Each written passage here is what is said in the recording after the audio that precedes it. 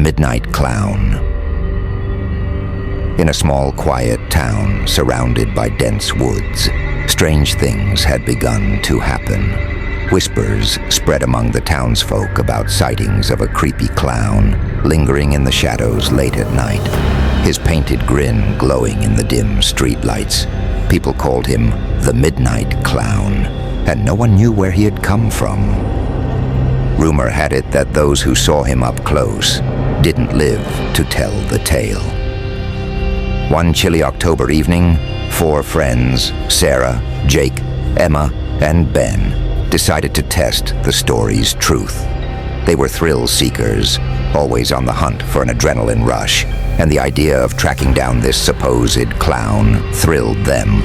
They armed themselves with flashlights, cell phones, and a few crowbars for safety, then headed to the outskirts of town where most of the clown sightings had occurred. The night was eerily silent as they ventured into the dark woods. The towering trees blocked out most of the moonlight, leaving them in near-complete darkness. The only sounds were the crunching of leaves beneath their feet and the occasional rustle of distant animals. The silence was unsettling, but they pressed on. After walking for nearly an hour, they spotted something strange. Hanging from the branches above them were red balloons, swaying gently in the cold breeze. The balloons were tied with thin strings, each one bearing a name written in red ink. One by one, they read the names aloud, realizing with a shock that each balloon had their names on it. Sarah's voice trembled as she whispered, "This isn't a joke, is it?" They huddled together, their flashlights shaking as they scanned the shadows around them. Then they noticed something else. Footprints in the mud leading deeper into the woods. They were oversized, the kind only a clown would wear. Jake, the unofficial leader, gestured for them to follow, though every step felt like they were edging closer to something sinister. As they moved forward, the woods seemed to close in around them. The air grew colder, and a thick mist began to roll through, swirling between the trees like ghostly fingers reaching out to ensnare them. They could hear faint sounds, a distant laugh, the jingle of bells, and an eerie melody that seemed to be coming from everywhere at once. Their footsteps quickened as they tried to shake off the growing unease. Suddenly they stumbled upon an old wooden sign with faded red letters that read, "Welcome to the Circus of Shadows." Beneath the sign lay tattered circus posters, smeared with mud and what looked suspiciously like blood. Each poster showed an image of a clown with an impossibly wide grin, and the eyes. They were hollow, dark holes that seemed to follow their every move. Just then, a gust of wind knocked down some of the posters, revealing one with their own faces painted over the clowns. A chill ran through them as they stared at their distorted, clown-painted faces grinning back at them. Emma dropped her flashlight, her hands trembling. "Why would someone do this?" she whispered, her voice barely audible. A rustling nearby snapped them out of their horror. They turned, expecting to see an animal, but found nothing but darkness. Just when they thought it was their imagination, a faint giggle echoed from behind a tree. It was soft, almost playful, but carried an undertone of something deeply sinister. Jake held up his crowbar, his voice cracking as he shouted, "Whoever's there, come out." The only response was silence, stretching on for what felt like hours until another balloon floated down from above, landing at their feet.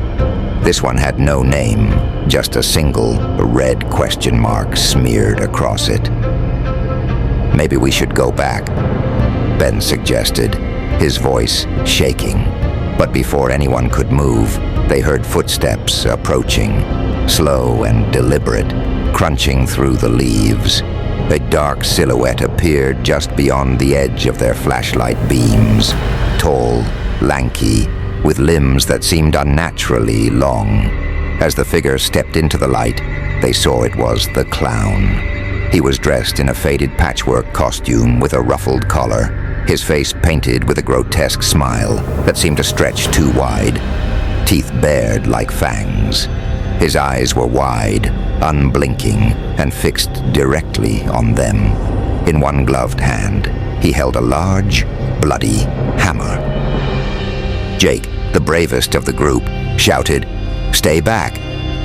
But the clown didn't respond.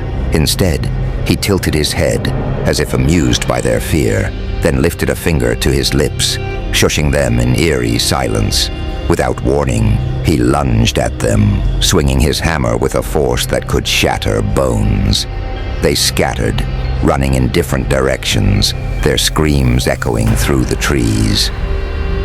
Emma tripped over a root, scrambling to her feet just in time to see the clown looming over her, his shadow stretching in the moonlight.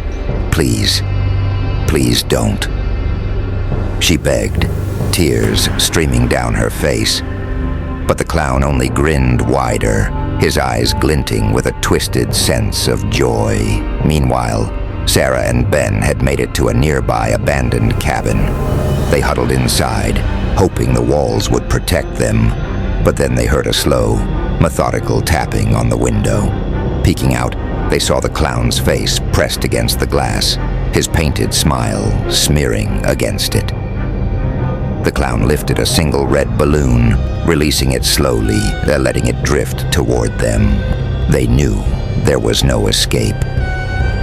Back in the woods, Jake stumbled upon a collection of abandoned props, old clown shoes, wigs, and makeup kits. Then he found something horrifying, a pile of bones, each one marked with a red handprint. He realized that the Midnight Clown wasn't just a person. He was something far worse. A creature, an ancient evil, bound to these woods, feeding on fear and despair. In a final act of courage, Jake ran back toward the cabin, determined to save his friends.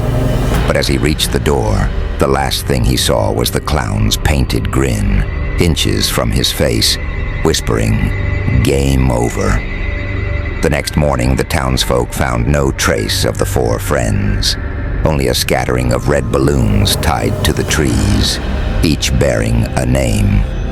And somewhere in the woods, the Midnight Clown waited, his laughter echoing through the trees, ready for the next unfortunate soul who dared to wander into his domain.